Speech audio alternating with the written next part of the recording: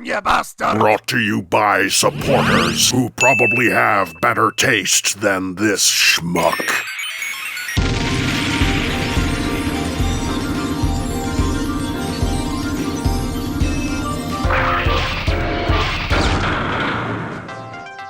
When should a toy get made, and when shouldn't it? Given the fandom is vast and diverse, there's many different requests getting passed every day, and these requests actually influence the product we get. Unlike, say, 5 years ago, there's a direct through line between fans and designers. Sure, they have to go through corporate, who often have their own limitations and frustrations, but folks are much more in tune with what people want these days. This not-so-newfound listening has led to many of the best releases in the unification era, so by and large, it's a really good initiative. However, this can occasionally be a double-edged sword. Sometimes they can try to please too many people, and it can occasionally lead to some stumbles. Honestly, it's been a while since we saw a stinker that came to life in this manner, and today's topic is by no means a stinker, make no mistake. This is a work of love and passion, and above all else, a desire to deliver on what most collectors wanted. But sometimes what collectors want isn't feasible, and what starts as a slight compromise pushes things off the edge. Greetings, Cybertronians. I'm DrLockdown, and today's diagnosis pertains to Studio Series 86 Leader Class Megatron. Finally, we're not doing an Optimus for a change. Good to see that pivot for a bit. In fact, it's been a while since I've probably covered a Megatron. Gotta say, nice change of pace. G1 Megatron has always been a very difficult character to get right. Firstly, there's the fact his G1 figure is a ruddy nightmare, barely held together by metaphorical duct tape and shaky promises. As such, of course some adjustments would have to be made in the transition to cartoon form. So already we have one layer of dissonance between idea and reality. But it gets even worse when you consider the legality of the situation. Since classics hit the scene, I can't tell you how many fans have been desperate for a Chug Megatron that turned into a Walther P-38, one that was officially sanctioned by Hasbro. But like, no, that's just never been possible. Even back in 2005, most countries had laws preventing replica firearms from being sold to children, and these days it's gotten even worse. That Nerfatron from the first year of what we call Chug wouldn't fly in this day and age. Hell, it even got a bunch of complaints from concerned parents back then. Even the Legends one did, which is wild, but unfortunately those parents are what drive half the sales of the franchise. Even more of a percentage back then. Not to mention the laws have gotten even stricter since some twat waved around an MP05 in a 7-Eleven parking lot, and now owning any gun Megatron is a whole legal hullabaloo. And even then, sometimes the Border Patrol still disposes of them if they have suspicion your replica firearm license isn't bona fide, which has happened to two separate friends of mine, both of which had licenses. One of those was an $800 mint and seal box Browning thrown into a furnace. Somehow this is Jerry Harvey's fault, so I don't care if it doesn't make sense. And no, they can't just put a hidden third mode in an existing figure, because that would still be seen as breaking said law, not to mention the engineering nightmare that would ensue. I get that people want what they want, but seriously, the amount of folks insisting this would be a gun or that Hasbro could somehow secretly include a mode, it was and continues to be very ignorant. It ain't happening. Get over it. But the point is, Megatron's gone from a G1 figure to a cartoon approximation to an alternate mode that's completely separate from what he usually is. 3 layers of dissonance. That's a pretty hefty wall to climb for the designers. From the outset, they're always at a double disadvantage. Either you sacrifice the proportions, sacrifice the design, sacrifice the alt mode, or sacrifice something else entirely. Simply the existence of this toy itself is a sacrifice, so it's hard to expect perfection here. Of course, last time they did this, things didn't exactly go well. While I personally love the siege mode, many fans were turned off by numerous factors, biggest of which probably being the alternate mode. It took a while for the community to come around on H-Tanks, and in late 2017, fans were still a smidge apprehensive. There are other factors too, especially on later versions with far worse solidity, but that was the main focus on the fandom's complaints back then. They did try to fix it the following year, but budget cuts forced them to turn a new mold into a retool, and that got cut further to force in parts forming, which very few liked, designers included. Also, the head sculpt was really bad for some reason. No clue why, they'd basically perfected it in the previous year. Regardless, this was Hasbro's chance to finally make things right. People weren't happy with what came before, so it was time to fix things. The first order of business was making a tank mode that was actually accurate to a real tank. Yes, they decided to take inspiration from the M8 armored gun system, also known as the Buford, a chunkster that in the right circumstances could work wonderfully in making an alt mode make a ton of cack. So, let's take a look at that then. Oh, when SS86 Megatron first came out, people were calling this the greatest tank mode they'd ever produced for the character, praising the accuracy to the real vehicle. Throughout my reviewing, I hesitate to say career, but let's just go with that, I've always tried to understand what the alternative perspective on certain figures is, in regards to why someone might like it. Here though, it genuinely feels like fans are engaging in a fandom-wide gaslight. Because how is this better than the previous Megatrons we've gotten? Just what? I'll give you this, there are good elements. This is actually a pretty good example of being split right down the middle with good and bad, because you can effectively cut this alt mode in half and have two very distinct sections. The bottom half is mostly good, sort of adjacent to the Buford, but enough that it actually looks pretty cohesive. The mechanical detail is a little minimalist, sure, and I would have much preferred some extra greebles, especially since this all ends up being on the inside of the leg, but it's got some nice rivets and the treads come together pretty solidly. They've done a great job in the continuity, instead of having a gap or cheating and making two sections. Nice touch. The use of Megatron's chest at the front here works really well. No doubt if they eventually do a toy colors version with the swirly wire of doom, it'll look even cooler. I do think filling the front would have been good, as it seems to be a common problem with tanks that they just can't seem to get right, but it's far from the worst case I've seen. I don't even mind the back section. Well, mostly anyway. It is pretty messy, with the thighs just blatantly plonked on there and the feet big chilling on the back. But it at the very least matches the general shape and slope of the original tank inspiration, even if the rest doesn't seem to, and again, 2 layers of dissonance. And they've added some really cool smaller details, like molded lights at the back along with ankle tilts being incorporated very well. Maybe the focus shouldn't be shifted to the shins, but if there's anywhere slack can be given, it's here. With that said, my slack ends when we get to the other half, the turret. This is where it starts to feel like gaslighting, because this isn't a turret. It's 2 arms barely holding together visually. Structurally, it's all solid. In fact, on the whole, this figure does this quite well. I also really like the integration of the fusion cannon, the way it covers up the panels, and especially the incorporation of the Walther barrel as the tip. But at the same time, this is probably one of the worst tank turrets I've come across looks-wise. Not only do you have to deal with the shoulders being blatantly in view, but the forearms are bigger than them, so the whole profile just falls apart. It's made even worse with the blatantly visible ball joints at the front, with no extra detail to draw your attention away. These are just arms making no attempt to hide, especially with how it front loads all of its messy bits. Again, visually, structurally it's fine. No problem. You might say, oh, well, it's better than the Siege version, but is it really? In fact, is this turret really better than any of the other Unification-era Megatron tank turrets? I think it might actually look the worst, and that's before you consider its placement. It's so far forward that between it and the leg panels, he almost looks like the silhouette of a duck. But hey, at least it rotates. Oh,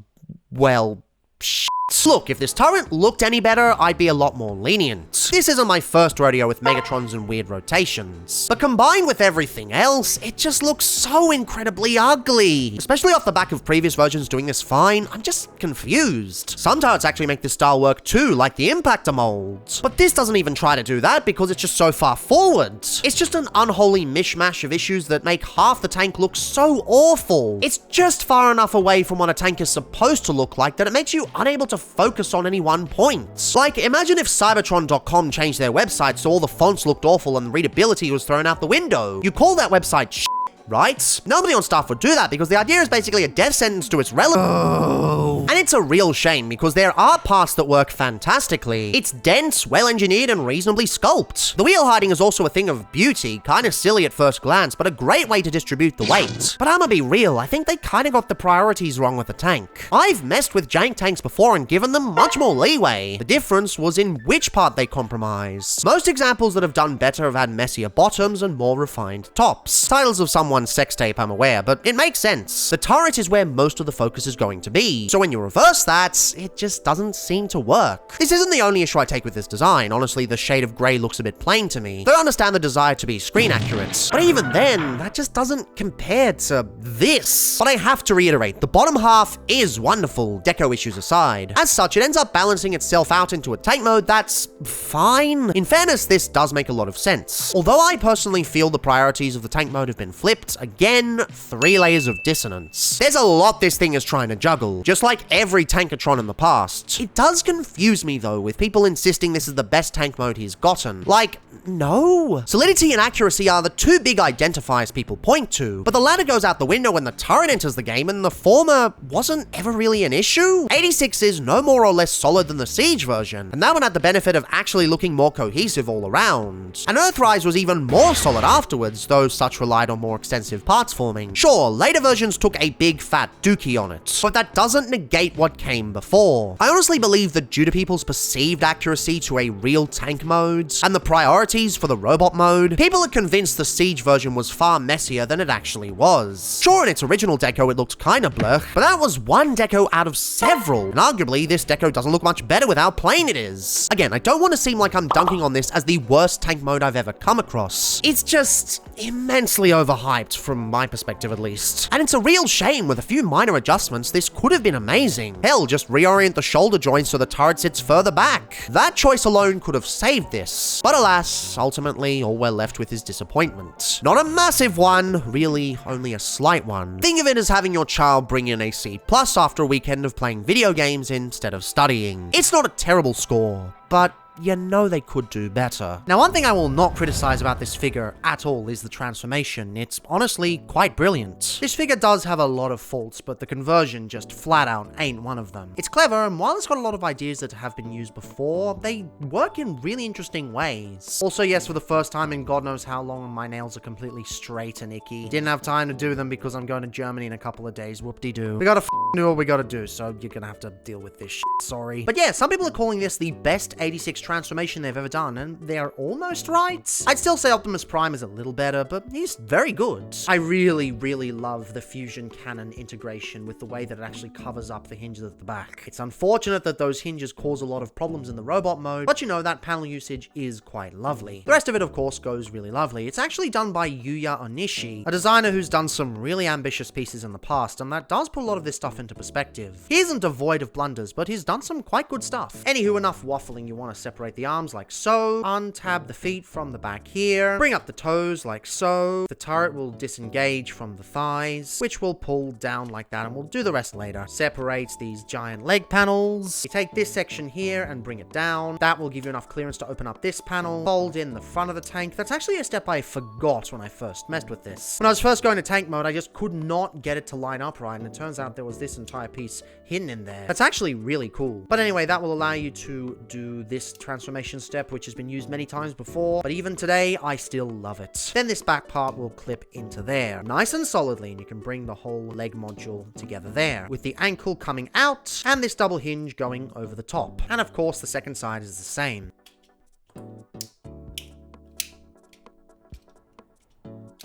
If these haven't already, make sure they're disengaged from these side flaps, which will move around to the sides, because they're side flaps. Whoop-de-doo. You bring this section up, like so, hiding the wheel, and it clips into place with the midriff there. You can then bring the legs into place, and have it all rotated around into place like so. This undoes from there. The panel folds in on itself, so it doesn't have a beer belly, and of course it's undoing itself in the process. So you bring out the head like so, and it all collapses on itself. The shoulders rotate around 180 degrees. It's a step I always forget. And then it folds in on itself and into the torso. Collapse the shoulders into the torso like so. Make sure they're nice and solidly and clicked in place.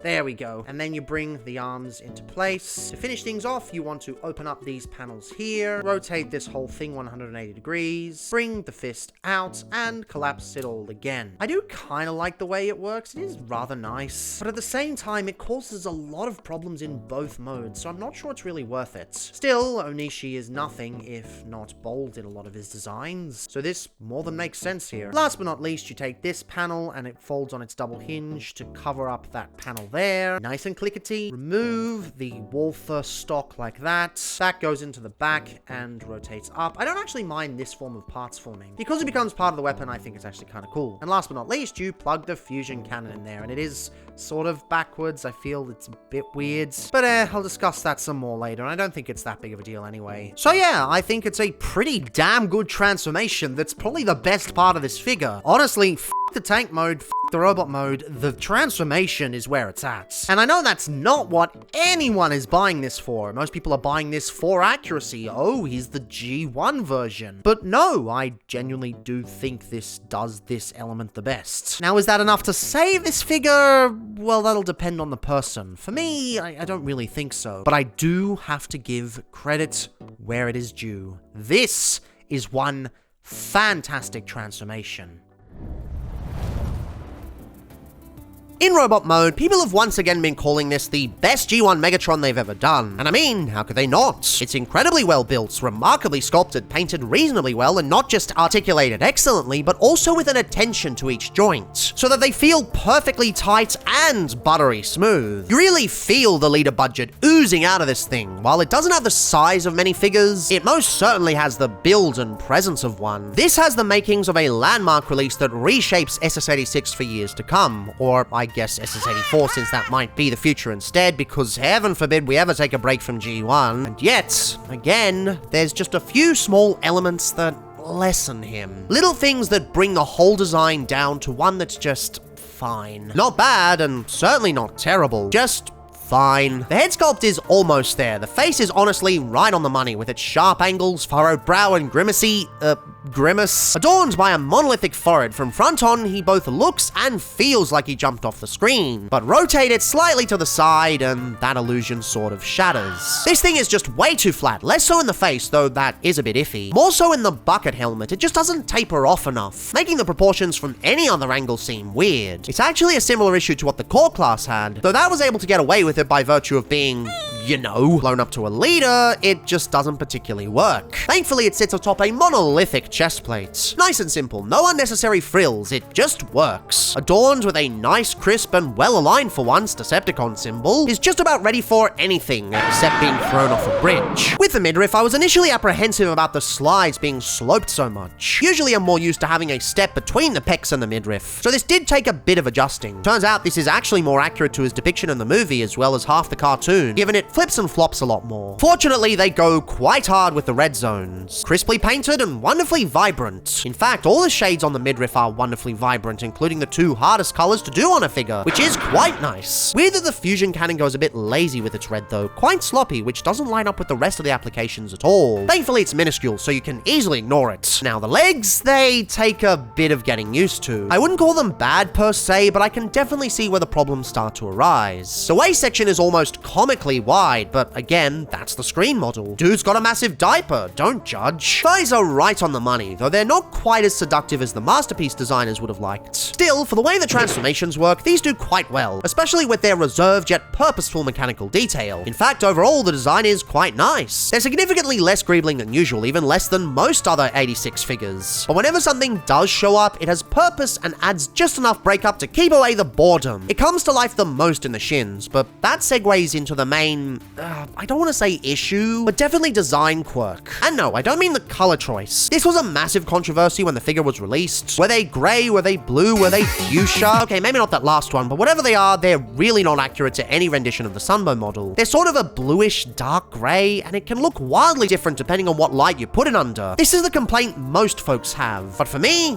it's fine. I don't really take issue with it, at least not as much as the proportions. For me, the main problem here is that they're just slightly off in a few different ways. They're going for a super accurate physique, but they've bulked out the shins to make way for all that extra tank mass. That would have been fine if the rest of the body followed suit. There's been some fantastic Megatron with bulkier statures, but when it's just the shins, not even the thighs, they honestly look like they're from a different figure. At least make them longer. They're ever so slightly too short for the rest of the lanky proportions. Still, at least it's better than the scrappiness on the side. Why does this look like this? It folds up so perfectly, why not just design it to hide all the tank stuff? What, you had to give up here of all places and make it look like it actually turned into a tank? It feels like they had a really cool idea for the way the legs would work, then gave up at the last section. It's honestly baffling that the actual tread kibble at the backs of the calves is better integrated into the design than the purposeful mechanical detail. Come on folks, when the Siege version had cleaner legs, you know you f***ed up. But honestly, none of that compares to my biggest gripe on the whole toy, in regards to both modes. When I first saw this figure, I could always tell something was off. He just didn't feel as powerful or as evil as he should. Something wasn't quite right, and it was almost neutering the vibe of the release. Even getting it in hand, it took me a long time to figure out what was actually wrong. Everyone kept assuring me it's accurate to the Sunbow model, just relax, but I just couldn't do that. And after all that, I think I finally put my finger on it. It's the shoulders. They're just way too low. In almost all depictions of G1 Megatron, he has a fairly high shoulder line, but here, it's ever so slightly below where his clavicle should be, and just removes all the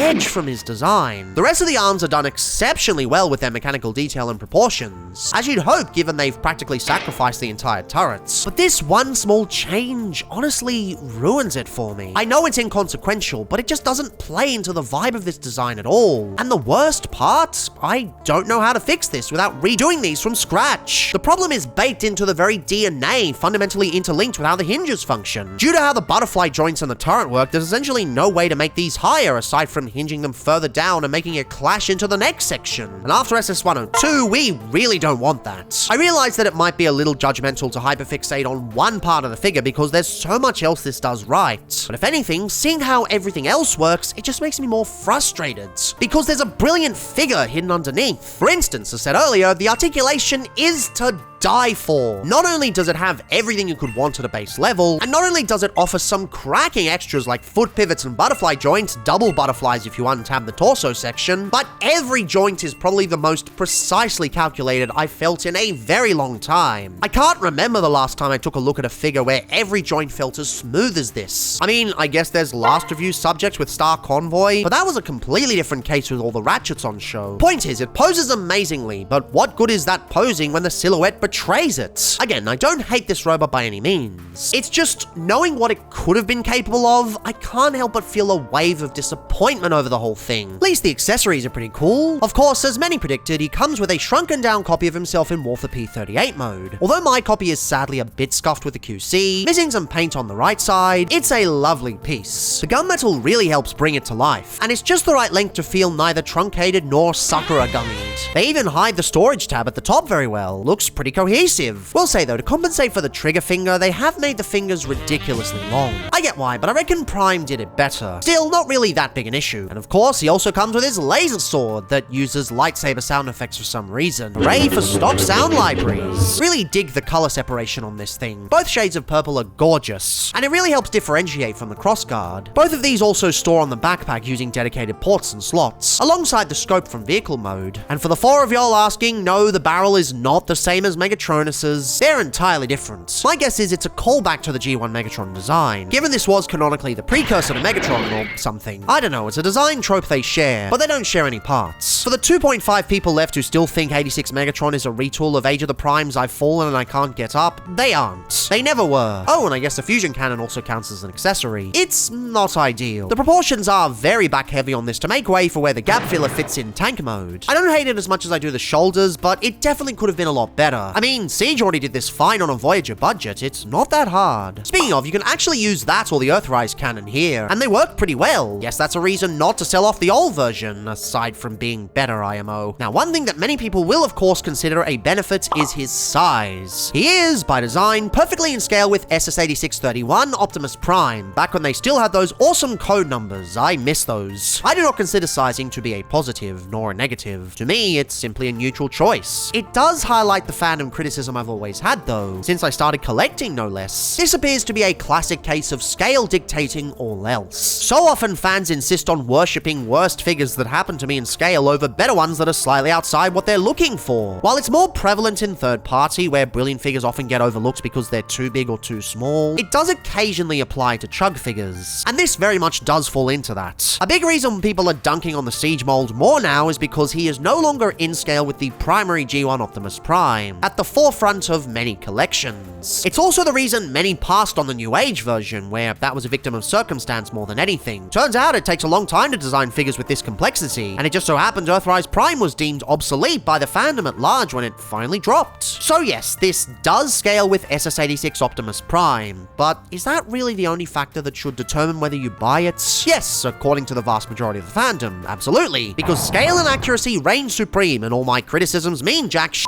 Why bother actually engaging with the subtleties of a figure itself when you can instead judge it on how tall it is? It continues to be ridiculous, and while I'm not going to judge others for how they collect, I am allowed to be salty when people tell me the criticisms don't matter because of that reason. Like, okay, but it still has those issues. They don't go away. Why do I even bother? Not like this is going to actively dissuade anyone from purchasing it. It's G1 Megatron. Of course it's going to sell regardless. if there's anything I want you to take away from watching this, it's that Megatron is not a bad figure. Parts of him are honestly incredible and deserve credit. He is, appropriately, built like a tank, with solid and dense pieces constructing each and every part. Each joint is perfectly toleranced. At times, it feels closer to a masterpiece imposing than a chug figure. His articulation isn't on masterpiece level, but there's plenty here to justify the leader price tag. Anyone who says this isn't worth full leader price is being ridiculously picky. Sure, wait for it to go on sale, if it lasts that long. I couldn't even find mine locally. My partner had to source me one from Chatswood because they were pre-sold out everywhere else. Z's eventually going to be watching this, so just gotta say, thank you, love you honey. The engineering is honestly to die for, built on existing ideas seen on other figures before, sure, but a blast nonetheless. And the tank mode is half there. The wrong half was focused on, sure, but the effort is absolutely on full display. This is in no way a piece derived from laziness. The gall and desire to make the best Megatron ever is clear and proud,